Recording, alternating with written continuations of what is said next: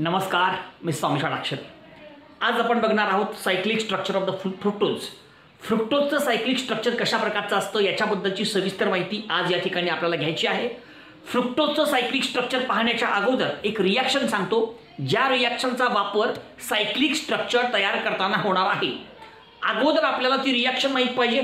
ती रिॲक्शन कुठली आहे त्याच्याबद्दलची माहिती पहिल्यांदा या ठिकाणी आपण घेऊया.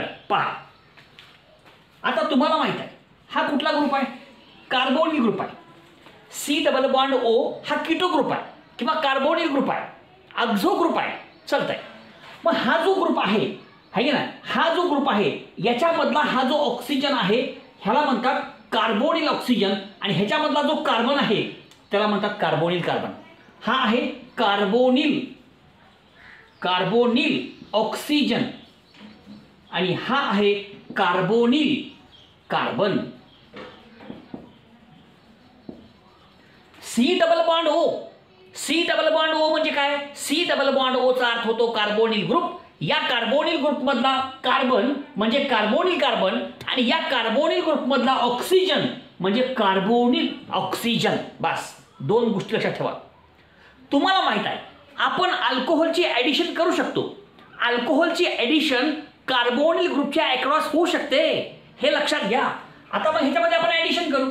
आता या ठिकाणी घेऊ आपण alcohol plus ROH.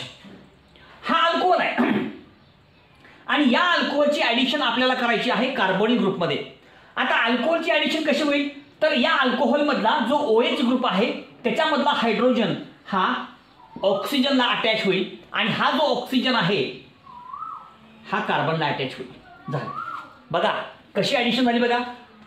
OH group alcohol मधला OH ग्रुप आहे, ह्याच्यामधला हायड्रोजनचा ॲटम हा कार्बोनिल ऑक्सिजनला अटॅच होईल, तर हा जो ऑक्सिजन आहे किंवा OR आहे हा या कार्बोनिल कार्बनला अटॅच होईल. हे पहिल्यांदा आपण लक्षात घेणं फार महत्त्वाचं आहे.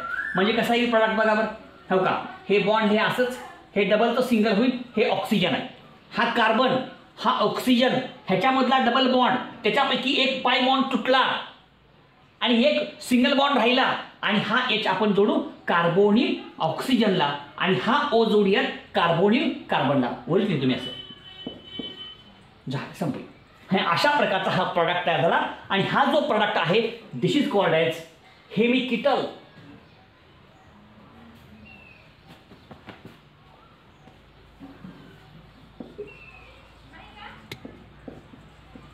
This is called as the हेमिकीटल.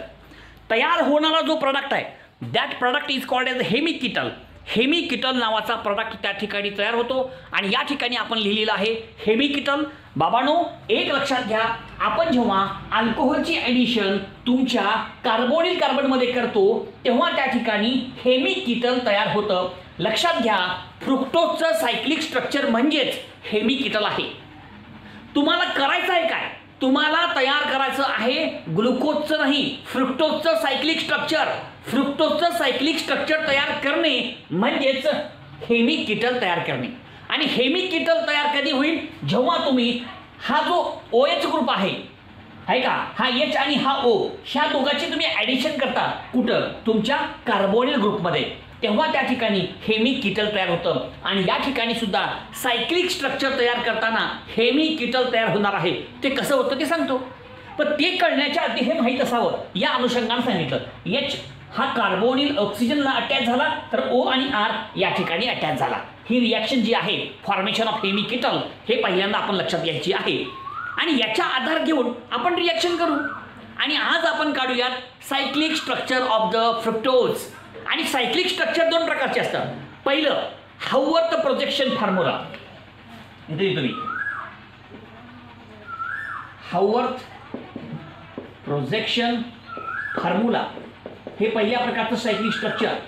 हाउवर्थ projection formula, this is the first cyclic structure of the fructose. फ्रुक्टोजचं सायक्लिक स्ट्रक्चर, दोन प्रकारचे सायक्लिक स्ट्रक्चर. पहिल्या प्रकारचं cyclic structure Haworth projection formula. दुसऱ्या प्रकारचं cyclic structure, and that cyclic structure is called as Fischer projection formula. Fischer projection formula. आणि पहिल्यांदा आपण घेणार आहोत फिशर प्रोजेक्शन फॉर्म्युला. पहिल्यांदा हे घेणार आहोत फिशर प्रोजेक्शन फॉर्म्युला. पहिल्यांदा हे घेऊयात मग ते घेऊयात म्हणजे सोपं जाते. फिशर प्रोजेक्शन फॉर्म्युला पहिल्यांदा आपण बघूया. आता फिशर प्रोजेक्शन फॉर्म्युला तयार कसा होतो त्याच्याबद्दलची थोडक्यात माहिती तुम्हाला सांगतो आणि मग फिशर प्रोजेक्शन फॉर्म्युला आपण तयार करू. आणि एक लक्षात घ्या, फ्रुक्टोजचे 2 प्रकारचे सायक्लिक स्ट्रक्चर करता येतात. त्या 2 स्ट्रक्चर्सपैकी पहिल्या प्रकारचं स्ट्रक्चर आपल्या समोर आहे ते म्हणजे फिशर प्रोजेक्शन फॉर्म्युला आणि दुसऱ्या प्रकारचं म्हणजे हावर्थ प्रोजेक्शन फॉर्म्युला किंवा हावर्थ फॉर्म्युला. तर ते आपण टप्प्याटप्प्यानं बघूयात. पहिल्यांदा बघूयात पहिल्या प्रकारचं cyclic structure that is Fischer projection formula आणि त्याच्यासाठी लागणारी रिॲक्शन आपल्या समोर आहे. म्हणजे नेमकं कसं होतं ते सगळं तुम्हाला टप्प्याटप्प्यानं मी समजावून सांगतो. ओके बघा.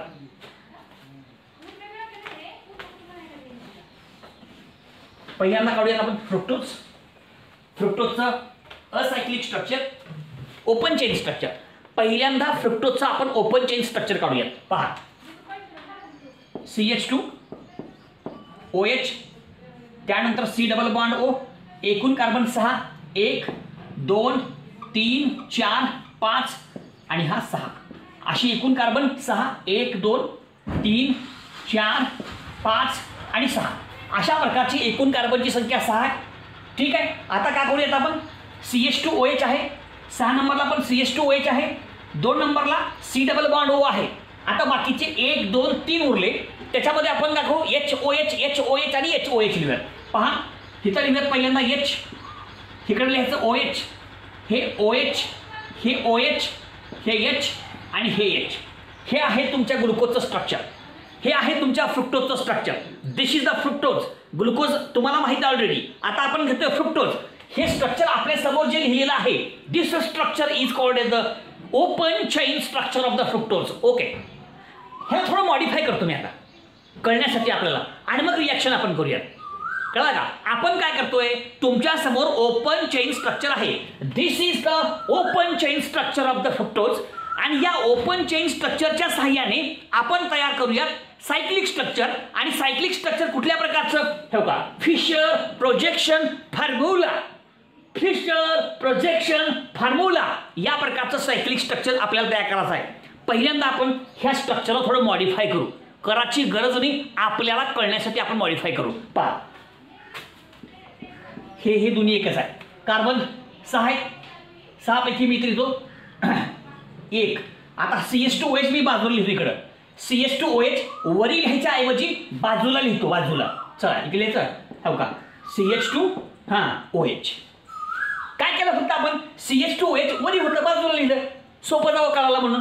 ठीक आहे. आता हा C डबल बॉन्ड O हा कार्बन नंबर 1 हा carbon number 2 carbon number 1 carbon number 2 एक कुठं होता वरी आपण घेतलं बाजूला CH2OH 1 नंबर बाजूला घेतला आपण. ठीक आहे.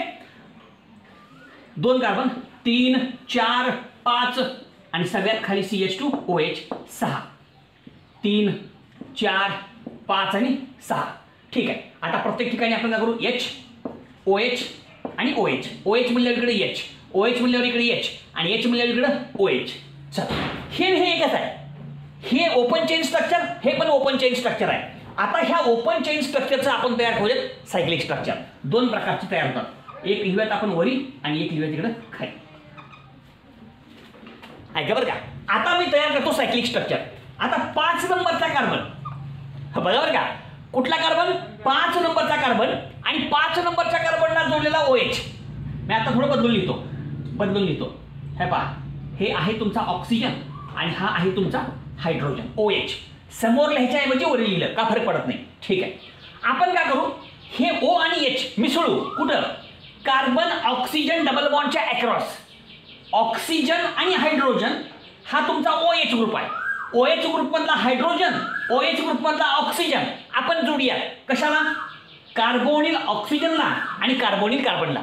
हा आहे तुमचा कार्बोनिल ऑक्सिजन आणि हा आहे तुमचा कार्बोनिल कार्बन. ह्याला जोडू आपण. तुमचा कार्बन नंबर 5 त्याला जोडलेला OH त्याच्यामधला H हा कार्बोनिल ऑक्सिजनला जोडावा. ऐका बरं का 5 नंबरचा कार्बन त्याला जोडलेला OH हा कार्बोनिल ऑक्सिजनला जोडायचा आणि 5 नंबरच्या कार्बनला जोडलेला OH त्याच्यामधला ऑक्सिजन कार्बोनिल कार्बनला जोडायचं. हे कार्बोनिल कार्बन. संपलं. म्हणजे 5 नंबरच्या कार्बनला जोडलेला OH त्याच्यामधला हायड्रोजन हा कार्बोनिल ऑक्सिजनला जोडायचं, तर हा ऑक्सिजन कार्बोनिल कार्बनला जोडायचं. बघा जोडू आपण, लक्ष द्या इथे बघा आपण. हे कार्बन ह्या बाजूला काय CH2OH, हे 1 नंबर आहे, हे 2 नंबर आहे बरं का. 1 नंबर हा 2 नंबर, हे बाकीचे सगळे लिहून घेऊ आपण खाली. हो का 3 4 5 आणि हा आहे तुमचा 6. 3 4 5 आणि 6. ठीक आहे ठीक आहे. आता काय करू आपण H आणि OH लिहून टाकू पहिल्यांदा. H आणि OH म्हणजे OH आणि H आणि इथं H आहे. ठीक आहे. आता इथला हायड्रोजन कुठं जोडा, कार्बोनिल ऑक्सिजनला. कार्बन नंबर 5 ला जोडलेला OH त्याच्यामधला H म्हणजे हायड्रोजन हा कार्बोनिल ऑक्सिजनला जोडावा. हो का हा सिंगल बॉन्ड ऑक्सिजन ह्या H ला जोडला आपण. बघा कार्बन ऑक्सिजन डबल बॉन्डचं रूपांतर सिंगल बॉन्ड मध्ये होईल. एक बॉन्ड कमी होतो, पाय बॉन्ड कमी होतो, तुटतो तो. आणि मग हा हायड्रोजन जोडला इथं 5 नंबरच्या कार्बनला जोडलेला OH त्याच्यामधला H आपण कार्बोनिल ऑक्सिजनला जोडलो. ठीक आहे. आणि हा 5 नंबरचा कार्बन त्याला जोडलेला OH त्याच्यामधला ऑक्सिजन कार्बोनिल कार्बनला जोडायचं, ह्या कार्बनला कार्बोनिल कार्बनला, आणि जोडताना असं जोडा. हो का असं. आणि इथे लिहा ऑक्सिजन. संपलं. हो का संपलं. 5 नंबरच्या कार्बनला जोडलेला ऑक्सिजन हा कार्बोनिल कार्बनला जोडला, हा तुमचा कार्बोनिल कार्बन त्याला ऑक्सिजन जोडला. आणि अशा प्रकारचं हे तुमचं सायक्लिक स्ट्रक्चर तयार झालं. अतिशय सोपं सायक्लिक स्ट्रक्चर आहे. हे सायक्लिक स्ट्रक्चर कसं करतात तर हे अशा प्रकारे बस. आणि ही रिॲक्शन केली आणि हे तयार झालं तुमचा हेमिकीटल. हे कोण आहे हेमिकीटल. बघा ग्लुकोजचं जसं आपण अगोदर बघितलं तसं इथं फ्रुक्टोजचं बघतोय. ग्लुकोजमध्ये पण होतं हेमी ॲसिटल, या ठिकाणी हेमिकीटल. फ्रुक्टोजचं सायक्लिक स्ट्रक्चर म्हणजेच हेमिकीटल. लक्षात ठेवा. अरे बाबांनो फ्रुक्टोजचं सायक्लिक स्ट्रक्चर म्हणजेच कोण hemiketal. This is the formation of the hemiketal by the addition of hydroxyl group at carbon number 5 across carbonyl group that is carbon oxygen double bond. झालं संपलं झालं. मग आता ह्याला नाव लिहा. कसं नाव लिहायचं. आता OH ग्रुप कुणीकडे आहे उजवीकडे आहे म्हणजे अल्फा. हा कोण आहे D आहे. पुन्हा लिव्हो रोटेटरी म्हणून मायनस, लिव्हो रोटेटरी आहे ना म्हणून मायनस. आणि एक लक्षात ठेवा हा कोण आहे फ्रुक्टोज किंवा ह्याला म्हणतात फ्रुक्टोपायरॅनोज किंवा फ्रुक्टोफ्युरॅनोज.